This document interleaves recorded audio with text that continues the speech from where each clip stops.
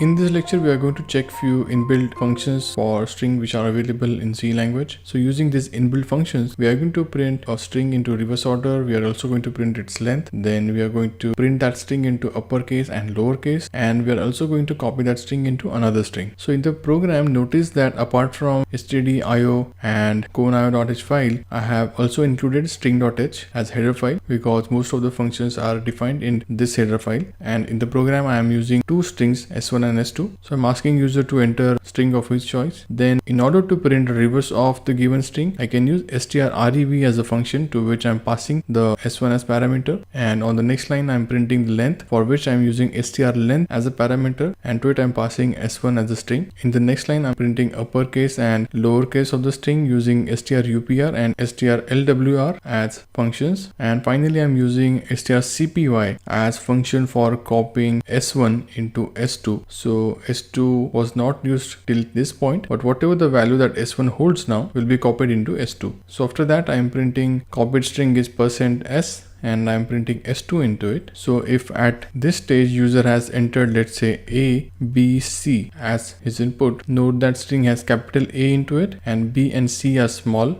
So this function will give us result as C, B and capital A. This function will give us result as 3. This function will give us output as A, B and C all in capitals. This will give us output as A, B, C all in small. And here S1 will be copied into S2. So here also output will be capital A, B and C.